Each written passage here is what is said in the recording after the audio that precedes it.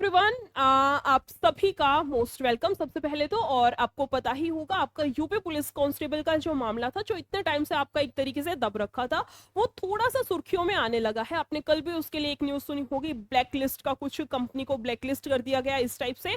और उसी के चलते एक आज भी न्यूज़ आई है। तो क्या न्यूज़ आई है, क्या आपकी यूपी पुलिस की परीक्षा फिर से होगी या नहीं होगी, या होगी तो कब होगी, इससे रिलेटेड एक छोटी सी न्यूज़ है। मैं आपको एक बार शेयर करके आपके साथ में इसको पढ़ करके बता देती हूँ, ठीक है। आपको हेडिंग दिख रही होगी कि आयोग की कार्य प्रणाली में सुधार के लिए भेजा पत्र। किसने भेजा है पत्र और कौन से आयोग को क्या कुछ है, तो वही चीजें हैं। यानी कि जो आपके जैसे ही स्टूडेंट्स है, प्रतियोगी जो स्टूडेंट्स है, कॉम्पिटिटर्स है, उन सब ने मिलकर के जो गवर्नमेंट है उसको एक पत्र भेजा है। और पत्र में क्या लिखा गया है वो मैं आपको पढ़ करके एक बार बता देती हूँ।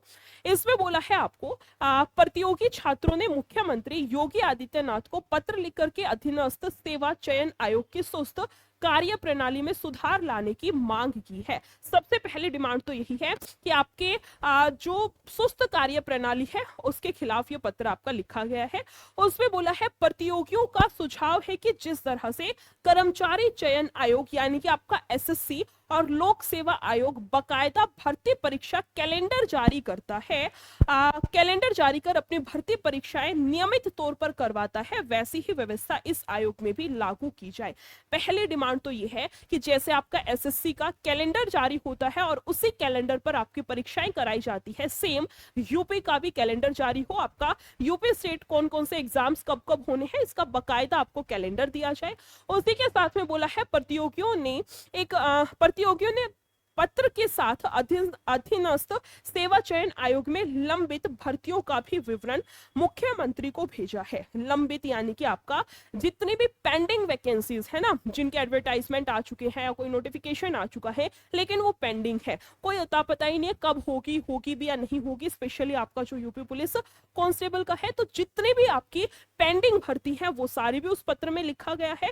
कहा है कि इस आयोग की स्वस्थ कार्य प्रणाली की वजह से 32 से ज्यादा, कितनी 32 से ज्यादा भर्तियां लंबित हैं, यानी कि 32 से भी ज्यादा भर्ती पेंडिंग है जिनको कि कराना अभी बकायदा है। उसके बाद बोला है, प्रतियोगियों का दावा है कि इन भर्तियों के जरिए विभिन्न विभागों के 34,000 से ज्यादा रिक्त पद भरे जाना है।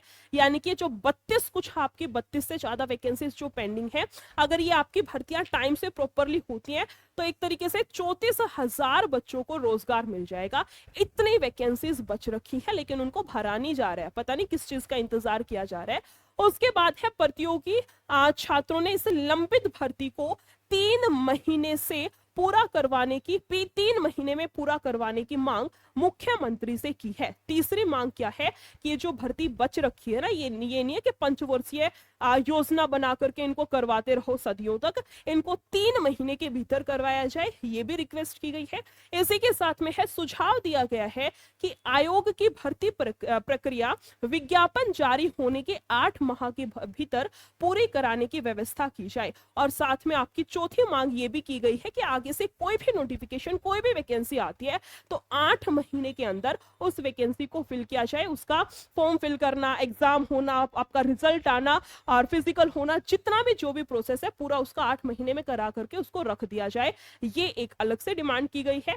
भर्ती प्रक्रिया की जानकारी लिखित तौर पर देने की व्यवस्था की जाए कि आखिर किन कारणों से भर्ती लंबित है। और सिर्फ यही नहीं कि आपका भर्ती बोर्ड जो है वो सुस्त है, सिर्फ यही नहीं बोला गया बल्कि उनसे रीजन भी मांगे गए कि किन कारणों से आप ये भर्ती पेंडिंग छोड़ रहे हो, आपके रीजन क्या है वो भी हमें बताओ।